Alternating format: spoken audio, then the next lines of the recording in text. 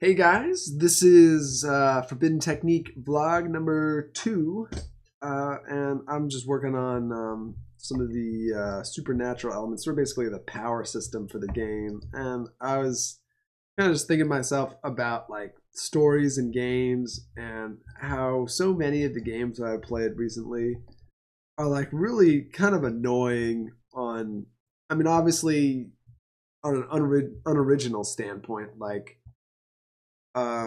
even if you don't like a story, if it's just very different than other stories, you can kind of be like, okay, they were trying to do something different. But when it's like the same old thing, like I was watching someone play Gravity Rush 2, I guess, recently, and it's just like constantly like, oh my god, look at all these rich people attacking poor people, and they're all starving, and I need to take care of them. And it's like, it's not even that that's not true to some extent in the world. It's just the like complete exaggeration into like black and white that's so annoying. Um, that's so annoying because it's. I guess maybe part of it is just it's completely unrelatable. It's like in in at least in my life, you don't really come up against like super rich people that are like the cause of all the problems, and you don't come up against like or come into contact with super poor people that are just completely unable to help themselves for the most part, and aren't getting help from anyone. Most of the time you're really talking and like either coming into conflict with, or disagreements with people who are obviously somewhere in between. And I feel like when a game like focuses so hard on just like, good guy, bad guy, you need to actually I think I will align it to the bone structures. Good guy, bad guy, and you need to do everything to be on one side, and basically like a moment's notice is like, okay, this is what I need to do. Uh and a lot of times like at the players like pain, like, oh, this is like not how I feel about the situation. And sometimes even though you'll make the player do something and they'll be like, oh no, I was on the wrong side the whole time.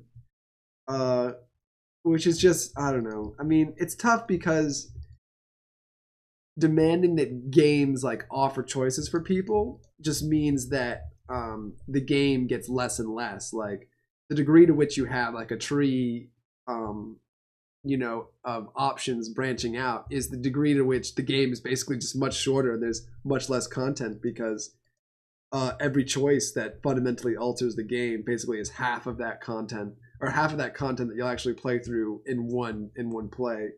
And you might say like, oh well, there's replayability. It's like, well, not really, because to a certain extent people pick the choices that are best for them. So it's really, you're kind of getting half the game if you give them real choices on what to do.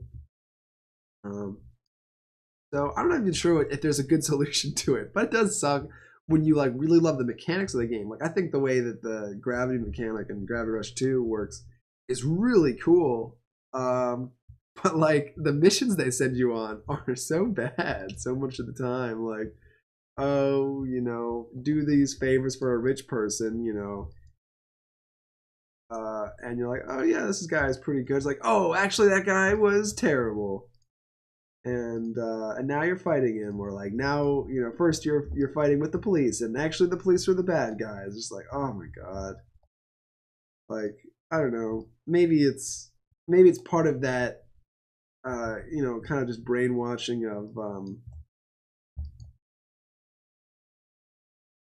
of like nihilism, where you're just kind of like, oh, you can't really know.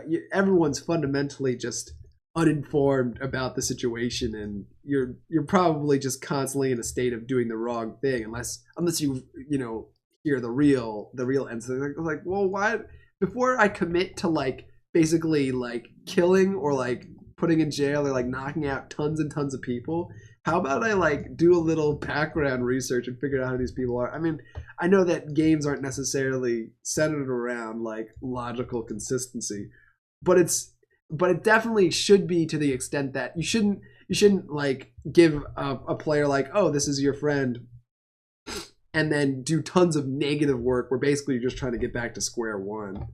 Like just like you shouldn't make the player walk all the way one way across the map and then have to backtrack across the same areas of the map like for a really long time. Like I just think that is bad game design. But that could just be me.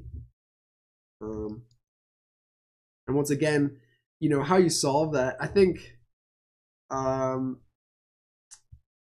part of that, maybe there's some way to reward players that are a little bit suspicious, whether through dialogue options or like optional objectives.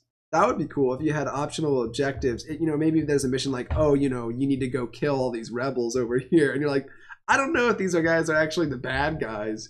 Maybe there's an optional objective where you can like not actually kill them, but just like detain them or like steal their weapons or like neutralize them. Like I don't know, it just really sucks when you force the player to overcommit to something that in the next cutscene they're like lectured for. It's like, well, I didn't have any choice in doing this and I didn't want to. I don't know, it just